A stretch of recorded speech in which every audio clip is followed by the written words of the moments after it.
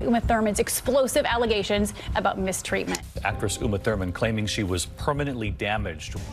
The reckoning in the cultural shift between men and women in the workplace continuing. Kill Bill star Uma Thurman breaking her silence with her own allegations against Harvey Weinstein. Bad behavior needs to stop being tolerated and enabled. We can't turn a blind eye to it. That's obvious. As we all know, it's not just Hollywood. Author Emily Chang has a new book out, Brotopia, detailing excesses in Silicon Valley. It is systemic. It is industry-wide. Sexual harassment is a problem.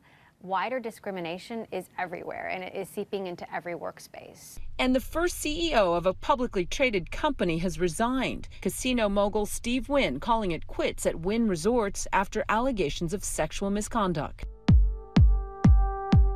For decades, the glittering lights of the Las Vegas Strip made brighter by Steve Wynn and his iconic properties. I'm Steve Wynn, and this is my new hotel. The only one I've ever signed my name to. The Bellagio, the Mirage, Treasure Island, towering monuments to excess. Wynn helped create modern Las Vegas, playing a pivotal role in the resurgence of the Strip. When I was a kid, in 1952, when I came with my dad, guys wore cowboy boots and cowboy clothes. There was a wonderful, romantic freedom to this place. 8 or 9 hotels. No sidewalks, the Strip, and then sand. You ride a horse up to the edge of the Strip.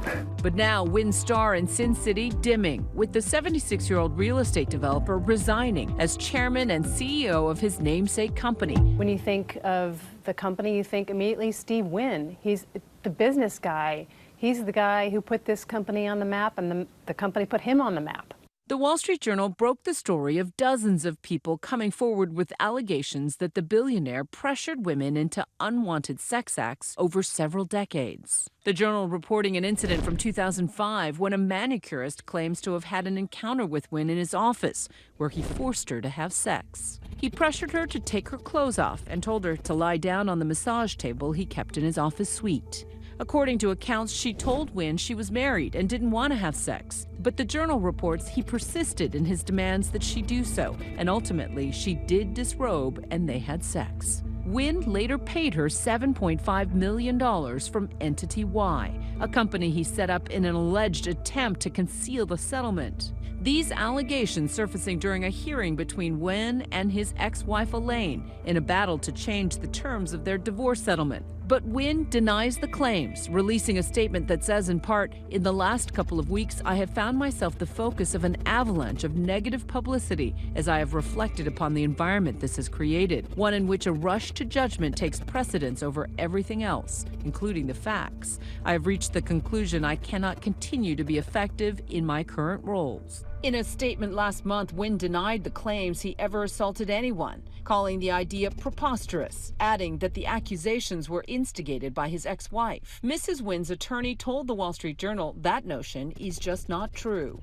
Jorgen Nielsen, the former artistic director of the salon at the Wynn Las Vegas, told ABC News that people would hide from the businessman. He would request in-room services, talk to them within the salon or whatever, or within the spa, inappropriate conversations. Nielsen says some employees would get sick, have nervous breakdowns, or lock themselves in bathrooms when Wynn requested them.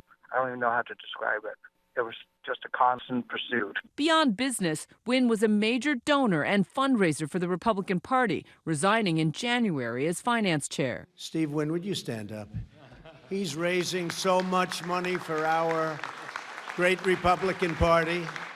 Wynn is a name synonymous with luxury, comfort, and extravagance. Wynn Resorts is a multi-billion-dollar publicly traded company with almost 25,000 employees. And now, a disgraced former CEO. The company's going to look a lot different down the line. It's a branding problem for the company, really. At the end of the day, he's gone. The branding is going to have to be redone altogether. The company certainly seems aware of these concerns. In the statement announcing Wynn's resignation, they made sure to highlight that more than 40% of all Wynn Las Vegas management are women, the highest in the gaming industry. The Me Too movement is spreading faster than the flu. We've saw it in the media world, we've seen it in the arts world, we've seen it in the entertainment world, we most recently saw it in the restaurant world. And the movement hasn't finished playing itself out in Hollywood. The latest development, actress Uma Thurman speaking out about the time Harvey Weinstein allegedly attacked her, telling the New York Times he tried to shove himself on me. He tried to expose himself. He did all kinds of unpleasant things. In a response, his attorney writing in part, Mr. Weinstein acknowledges making a pass at Ms. Thurman. He immediately apologized. The attorney also says Weinstein did not try anything else with Thurman.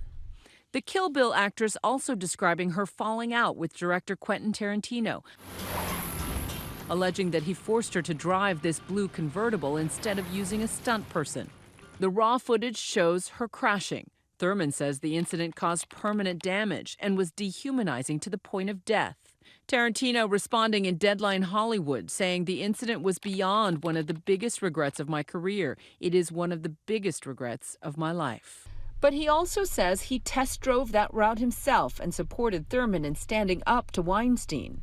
One of Harvey Weinstein's earliest accusers, Rose McGowan, a pioneer of the Me Too movement, said it's all part of a pervasive, toxic culture. You wrote violence against women or abuse of women is sanctioned in Hollywood, and they call it art. Yes. And Death Proof, Quentin Tarantino's side of Grindhouse. My face gets shattered and over and smashed. They tell you what they think of women. He gets lauded, Quentin, for having strong female characters. Look at what he does to them. Every single one of these men tells you the truth. They tell you, you just have to look at it and see it. From the Hollywood Hills to Capitol Hill, the Me Too movement has swept across multiple industries, including the tech world. One of the things that people don't realize is that the Me Too movement was happening in Silicon Valley years ago. Emily Chang writes about the rampant issue of sexual assault in Silicon Valley, including a so-called boys' club. So much business happens outside the office, at the party, at the bar, in the hotel lobby, sometimes in the hot tub. These investors are deciding who gets to be the next Mark Zuckerberg, what gets to be the next Facebook. We'll never know how many women and how many great ideas never got a chance because the people making the decisions are almost entirely men. Following the allegations against Harvey Weinstein, his former film studio was headed for bankruptcy. But according to reports, the Weinstein Company will soon be acquired and rebranded by a Hollywood outsider. As for Wynn's former company, they are betting new leadership will continue their winning hand.